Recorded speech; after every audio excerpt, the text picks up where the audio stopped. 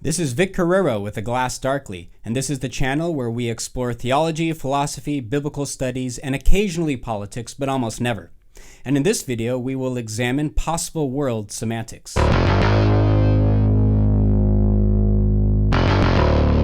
So what are possible worlds? It won't take long for the casual reader of philosophy to stumble across these strange and sci-fi-esque arguments associated with possible world semantics. And in future videos on this channel, you will also hear a recurring reference to possible worlds. So instead of explaining them every time they are mentioned, this video will serve as a sort of primer, if you will, to eliminate the need for continuous clarification. Now, before explaining what possible worlds are, I think it's best to explain what they are not. With the influence of sci-fi books and movies, possible worlds are almost always misinterpreted to be something they are not. Possible worlds, as they are used in philosophical parlance, are not other planets. They are not distant worlds or parallel universes or other dimensions. Possible worlds don't exist in this type of way at all. To put it simply, a possible world is the way things could have been. It is a complete set of logically possible states of affairs, and that's all.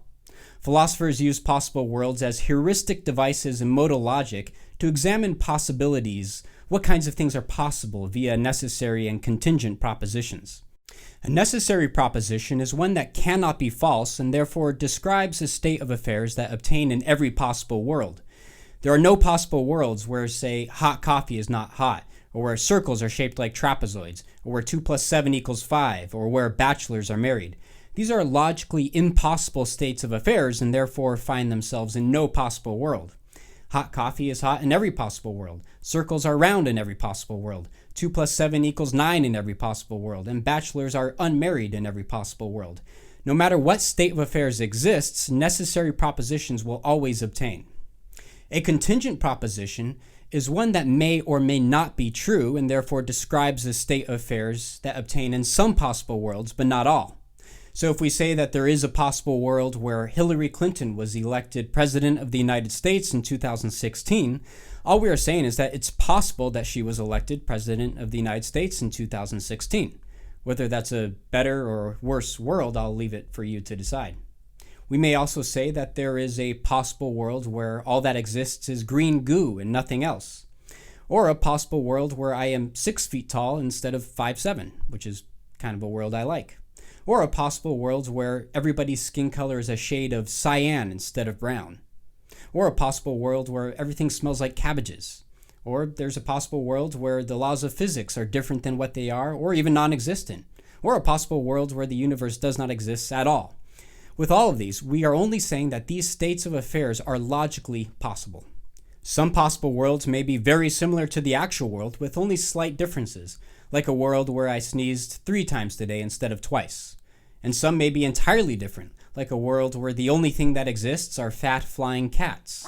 The actual world, the one that we enjoy, is a possible world where every contingent proposition is true. So how is this theologically relevant? Well, possible world semantics can be useful in many ways, but let's look at one in particular.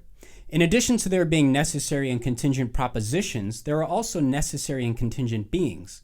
A contingent being is a being whose non-existence is possible. It can fail to exist. Chairs are contingent beings, atoms are contingent beings, planets are contingent beings, humans are contingent beings, I am a contingent being.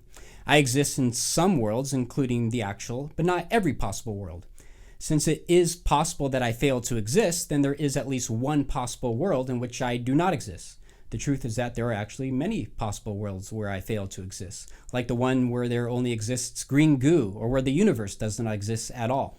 A necessary being is a being whose non-existence is impossible. It cannot fail to exist.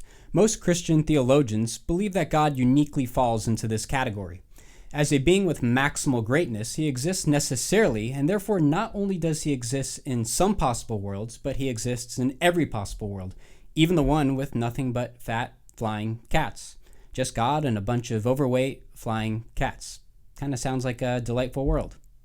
Well, I hope this video helps to elucidate the terminology of possible worlds and serve as a reference video that you can visit later on and refresh your memory on the subject. And until next time, we will see you again next time.